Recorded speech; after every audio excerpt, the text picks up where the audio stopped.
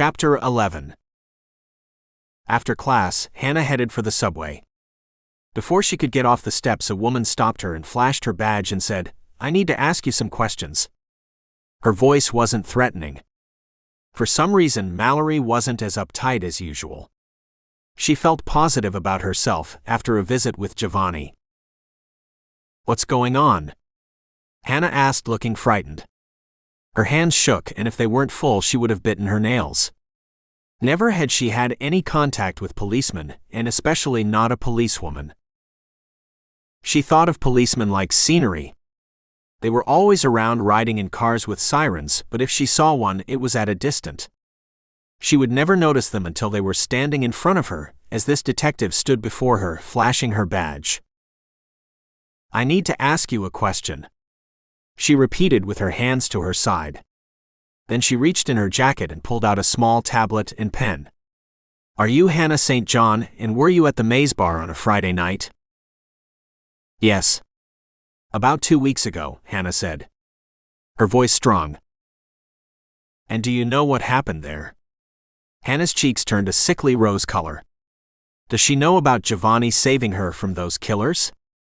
How could she? No one knew about that except Justin, Hannah thought, lightly furrowing her brow. "I was there with some friends, and we didn't see anything." "And have you seen this man?" She showed her a picture of a short bald man lying face up on a slab in the morgue. Mallory, aware that if she knew anything, she would say something because of the gruesomeness of the photo. Hannah turned her head and grimaced. "I've never seen him before." Then Mallory said, "Sorry to bother you. There was no other way to show you his picture.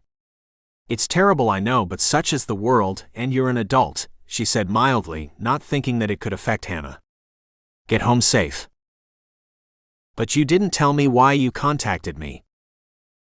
"We're not in the habit of saying that. You have nothing to worry about. Don't worry, you aren't a suspect. It would take a lot of strength to transport a dead body from where you live to where we found him." And she climbed into a dark Ford with someone in the driver's seat, and they took off in the traffic without sirens blaring. Hannah stood looking at the car long before she headed in the direction of the subway. As she neared the subway, she heard a voice from behind her. "Wait up, Hannah." Oh no, it was Justin. She didn't feel like talking to anyone. "I'm going home, Justin. I don't feel like this now." "I'll ride with you. You shouldn't be alone." "Where is Jovani anyway?" You would think with a killer running around killing young women and men, he would provide you some kind of security. "I don't want anything from him." He stopped her by walking in front of her. "Do you want anything from me?" "Only for you to let me pass." And Hannah walked in front of Justin. They entered the turnstile, just in time to catch her train roaring into the station. They got off in South Greenwich. "My place isn't far. I can walk alone." "I don't want you to walk around here alone." "Look, Justin. You're not my boyfriend or fiancé. I will tell you what I told Jovani. I'm not getting involved with anyone until after I graduate." "Why did you have to tell him that?" "Because he came to see me and proposed to me." "Are you satisfied?" Justin stopped walking. Hannah noticed and turned to face him. "What? You didn't accept?" "Of course not. I don't understand a man like him." "You don't understand him, Hannah, because he isn't a man. Remember what I said before." She turned around quickly and began walking. Not only did she not want to revisit that conversation, but she tired of the whole notion of Justin saying the same thing over and over. Just because you repeat the ridiculous idea of Jovani being a vampire doesn't make it a reality. There is no truth to that. "What is wrong with you?" she asked, standing in front of her building. "I can't get you out of my mind. I'm not going to sound like Jovani. I'm not going to tell you I love you, even if I do, because he said it first, and you wouldn't believe me. But you have to understand that Jovani is dangerous. Where had she heard that before? And then she remembered. Why do you say that? Because he is. You can't stand there and say because he is. Tell me why you say those things about him, or don't mention anything again about a vampire. Give me an example of why he's dangerous. He's dangerous because by you being with him, he's putting you in danger. There are people that will kill him and kill you. So now you're telling me the mafia is after him or something like that. No. I'm not telling you that. Listen.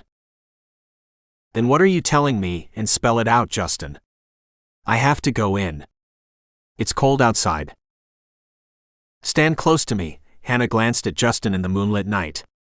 Take a walk with me around the corner to this bistro.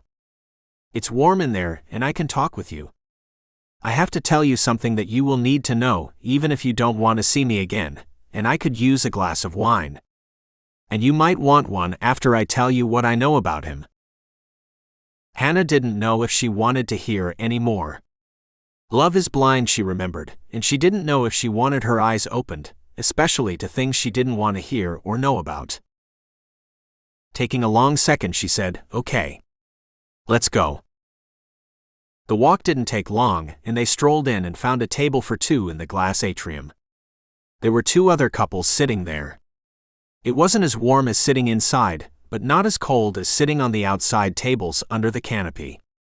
The advantage was that it was quiet, and inside the bistro, they would have the noise from the crowd of people at the bar. After they sat and ordered and had their glass of red wine in front of them, Justin said, "I brought you here because I knew you would scream and walk out on me. I think you would be too embarrassed in here. You don't know me, Justin. And I'm tired of everyone thinking I'm delicate. I'm not. I can handle anything. You couldn't handle when I said that Jovani was a vampire. He had to look around to see if anyone was listening. Well, I'm making an admission to you. I am a werewolf. I think you said that before, and it was as ridiculous then as it is now. May I ask, what were you smoking then and before you saw me?" Hannah took a sip of her wine and met Justin's eyes. "What would I have to do to convince you that I'm a werewolf and that Jovani is a vampire? I hope you don't marry him and then discover all the dead bodies littered around Manhattan belongs to him. He's not a killer, just like you aren't a werewolf." She took another drink. "Do you see that moon, Hannah?" Hannah had to lean forward to see it. It was larger than usual. "That moon controls my life. It controls everyone's life. The moon controls tides, and the blood in our bodies are controlled by that same tide. That's why you're in danger. Every time you have your..." Justin had to think about how to say it to Hannah as not to offend her. "Monthly, he's drawn to you. Your blood is sweet to him. If he hasn't turned you, it's because he has other uses for you. But that won't stop him from being in a frenzy one day and forget, and then he will." "Please stop, Justin." Hannah raised her voice. She didn't want to hear more. His voice and tone were unsettling, and he had painted a vivid and ugly picture of Jovani for her to see. "You say you're big enough to handle what I have to tell you. I said I'm a werewolf, and I have chosen you to become my mate. So you're telling me that my only choices in life are to marry a vampire or marry you, a werewolf?" "Yes. Those are your choices." Justin sat back in his chair looking at Hannah. She hadn't made a dash for the exit yet, and he thought she would listen to him, but she stood and rushed through an empty path leading to the outside of the bar. Justin stopped only to rifle through his pockets for money to pay the bill. He found some money and dropped it on the table and dashed after her through the door to the outside. Looking both ways, he didn't see her, and then his sharp eyes and ears caught sight of her and heard her heels clicking on the sidewalk. He soon caught her. He took her arm.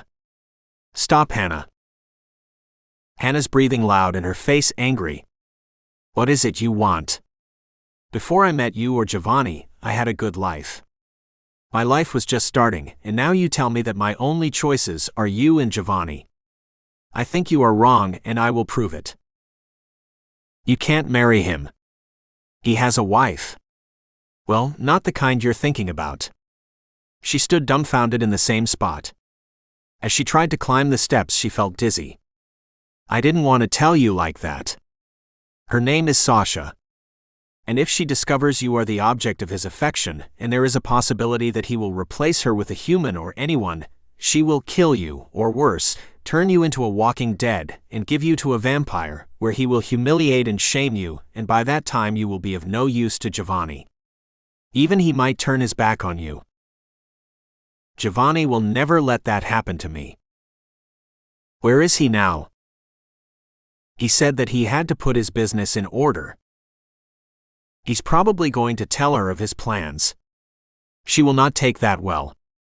And she has all kinds of followers watching him. She knows what he's doing. And how do you know all of this?